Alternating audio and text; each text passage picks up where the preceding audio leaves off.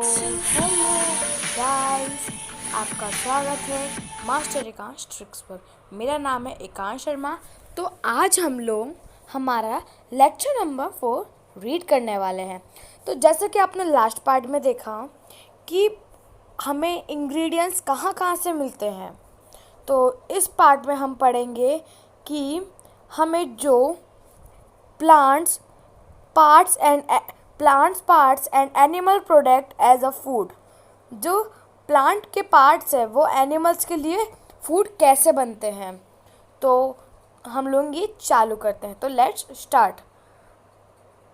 तो आप जैसा कि यहाँ देख सकते हैं, इस डायग्राम पे आप लोग एक बार फोकस कीजिएगा कि यहाँ पे जो जो लेबलिंग दी गई है वो चीज़ आपके एग्ज़ाम्स के लिए बहुत मेन है।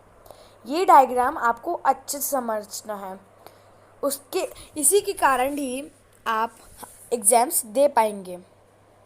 नेक्स्ट आगे बढ़ते हैं। Plant are one source of our food.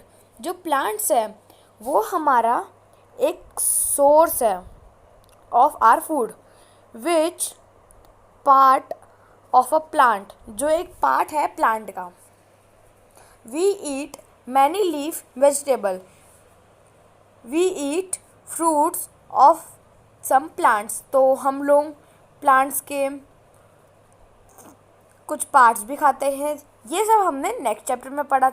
Next जो लास्ट हमारा वीडियो था उसमें हमने इनके साथ सारी चीज़ें पढ़ी थी, है ना। तो हम लोग इसके अलावा अब आगे बढ़ते हैं। तो कभी आपने ये चीज़ टेस्ट करी है कि पानी में रख कर, मैंने यहाँ मार्क भी लगाया है, पानी में रख कर कोई चीज़, मतलब पानी में रख कर अगर आपने किसी स्प्राउट को रखा है या किसी चने को रखा है, तो वो आपको ये प्रोसेस वीडियो के आगे पता चलेगा कि ये प्रोसेस जो पहले ये था, ये नॉर्मल चने थे, वो कब जाके इस प्रोसेस पर बन गए। तो ये आपको आगे चल के पता चलेगा। ओके, तो आगे बढ़ते हैं। Activity 4, from all the food items you have listed in table 1.3। जो आपने जितने भी फूड आइटम थे वो सारे आपने लिस्ट कर लिए थे टेबल 1.3 में। यस, किए थे ना अपन लोगों ने। तो वो है that listed in table 1.3। Choose those item whose ingredient are obtained from the parts. तो उनमें से कुछ आइटम्स लीजिए जो ओबेन है प्लांट्स के पार्ट्स में। यहाँ थोड़ा नोटिस कीजिएगा कि ये चीज़ थोड़ी इम्पॉर्टेंट है, ये आपको काम देगी कि आपको वेरीफाई करना, identify this and list food items and the plant show in table 1.4। तो ये चीज़ ध्यान रखना कि आपको वो सारी चीज़ें वेरीफाई करनी है जो आपने टेबल 1.3 में लिखा था। उस सारी चीज़ों को मैं अंडरलाइन कर देता हूँ यहाँ पे। आप जैसा कि स्क्रीन पे देख सकते हैं, मैंने हर चीज़ को अंडरलाइन भी कर दिया है। ये आपको ये चीज़ लर्न करनी है। Then activity 5, take some dry seeds and moong और चना। ये आपको ध्यान रखना है, ये एग्जाम्पल में आपको बहुत काम आएंगे मूंग एंड चना।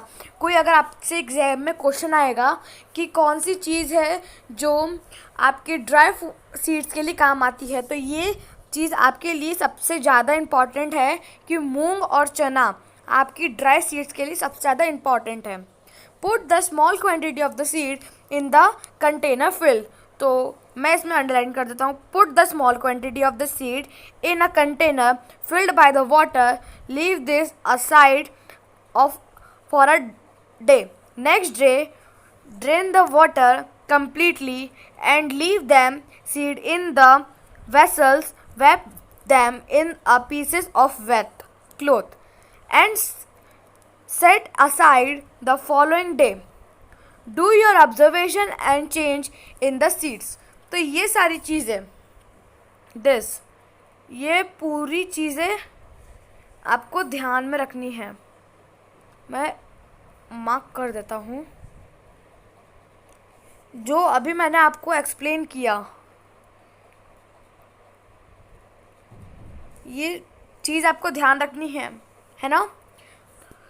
नेक्स्ट आगे बढ़ते हैं। अ स्मॉल वेट स्ट्रक्चर, आपको ये चीज़ भी ध्यान रखनी है कि आपने क्या ऑब्जर्व किया उसमें, कि आपने क्या ऑब्जर्व किया। जो चीज़ आपने ऑब्जर्व करी ये भी आपके एग्जाम्स में, और उसको क्या कहते हैं जो आपने ऑब्जर्व किया उसको स्प्राउटेड कहते हैं। आपको दिख रहा होगा इस फिगर में, जिसको मैंने सर्कल लगाया है अभी, इस फिगर में आपको दिख रहा होगा कि ये छोटे छोटे छोटे छोटे यहाँ पे वाइट डॉट्स दिख रहे हैं। तो उन वाइट डॉट को ही अपन लोग स्प्राउटेड कहते हैं। जो ये नॉर्मल था पहले, है ना, नॉर्मल से फिर ये अपना वाइट सीड्स में ऊपर निकले, तो इसको कहते हैं स्प्राउटेड। This mean sprouted. ये आपको क्वेश्चंस में ज़रूर आएगा। Covered with a wheat cloth, next day see the seed are sprouted.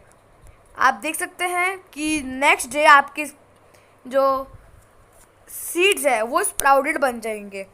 आप यहाँ पर भी देख सकते हैं ये सर्कल वाली जगह पे, कि यहाँ पर भी आपको दिख सकता है, मैंने सर्कल लगाया है जहाँ पे इस फिगर पे, कि ये भी चीज़ आपकी बन सकती है। इसको गौर से देखिएगा। पहले क्या था, ये ऐसा था, है ना।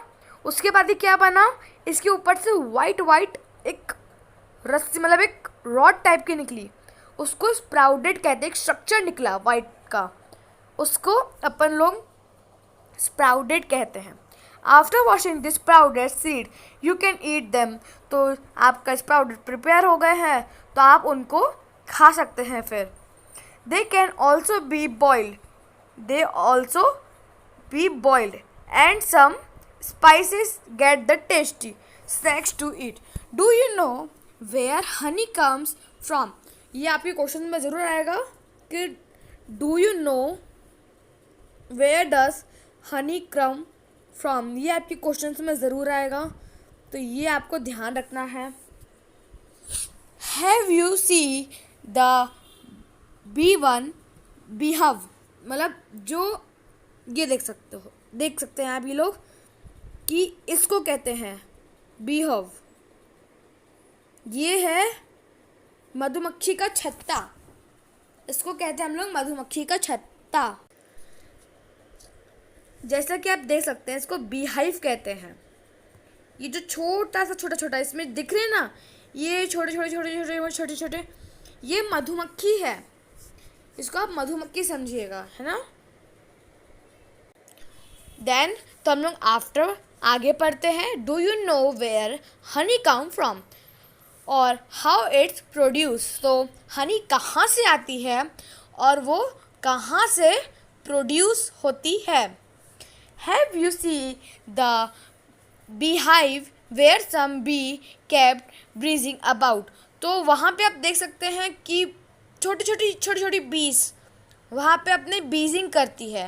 बी वो जब मधुमक्खी की आवाज़ होती है ना, it's called buzzing. Then bee collect nectar sweet juice from the flower. ये आपके क्वेश्चन में ज़रूर आएगा कि फ्लावर के जूस को क्या कहते हैं।